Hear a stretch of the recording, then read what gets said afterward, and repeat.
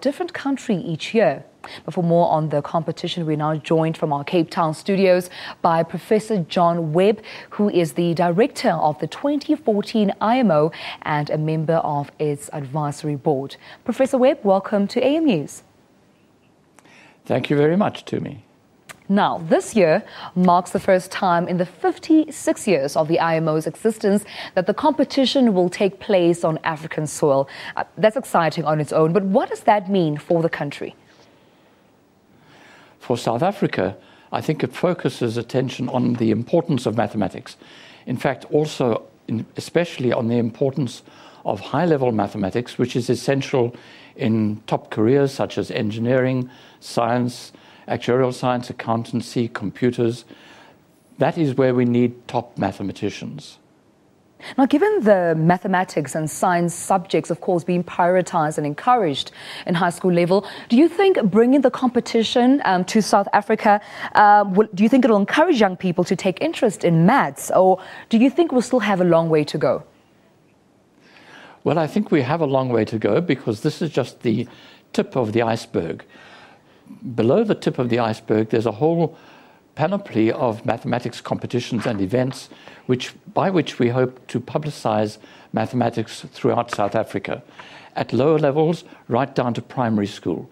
So we have at the base of this effort the South African Mathematics Foundation, which runs widespread mathematics competitions, culminating in the South African Mathematics Olympiad. And it's from these events that we find our top students to take part in the International Maths Olympiad. Now, how has South Africa been performing in previous competitions, and what are our chances this year? It's very difficult to say how we will perform this year because we don't know the opposition. But going back 20 years when we started, I must admit that we did very badly. We came bottom, and the reason was very simple. We didn't understand how to prepare our teams. But after 2 years, in the third time we took part, we came 27th out of 69 countries, which was, I think, a significant achievement. And we've achieved that position of 27th a couple of times more. And over the years, we've been winning medals. I think the total is up to 46 medals altogether and a number of honorable mentions. So South Africa, I would say, ranks in the middle of the 100 or so countries taking part. That's where we stand. We can do better, but it will require a lot more work. All right. And also, Professor, I mean, it seems that, South Africa will be represented by predominantly Cape Town participants, and hopefully they will make us proud. But how does the selection process actually work in selecting your participants to, of course, contribute to the competition? Well, they start off by making the students make themselves known to us because of performance in the national maths competition, or, for example, in the University of Cape Town maths event.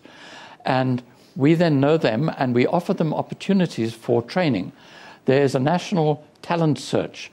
This consists of a correspondence course, self-paced, where you receive problems, you solve them, you send them in, you get more problems, you get some advice on reading, and you go at your own pace, and the more problems you solve, the higher up the pecking order you go.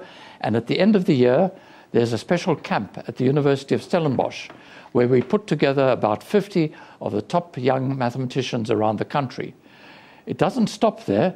It continues at higher pressure through until the April of the following year, when there's a camp at which the final team of 6 is chosen. So it's at least 18 months. And some students are in this process for more than 18 months because the first time round they're not successful and they keep going. So the moral is, you've got to start early. Grade 8 or grade 9, this is where we pick up the talent. Interesting stuff. And besides the selection process, we understand that the event has already started taking place from Thursday and will run till Sunday. But please fill us in. What has been happening since Thursday till today? Well, at present, the team leaders of the 100 or more countries that are taking part are meeting in a secret venue, and they are setting the papers. They have got a selection of about 30 problems from which they must choose 6. And they are debating these problems from the point of view of how suitable they are, whether they're easy or medium or really tough problems, and they are trying to set a balanced paper. So as I speak now, they're in debate. But meanwhile, some of the teams have arrived already. I can give one interesting example. A week ago, the teams from Australia and the United Kingdom arrived. And they always meet together early, a week before the Olympiad, because they go into a training program which includes competing for a special trophy, the Mathematics Ashes. Now, everybody knows the cricket Ashes, but this is the Mathematics Ashes, which is competed between those two teams at a very high level of enthusiasm. The current holders of the Ashes are the United Kingdom, and I don't know what the final result of the Ashes tournament is this year. Other teams have arrived early. The Netherlands arrived early. Thailand team arrived early, and they've been working hard. They've been acclimatizing themselves, overcoming jet lag, doing some final crash programs in problem solving. And I should particularly mention the 12 African teams that are taking part. This, by the way, is a record for the International Maths Olympiad. Last year we had only 5 African teams.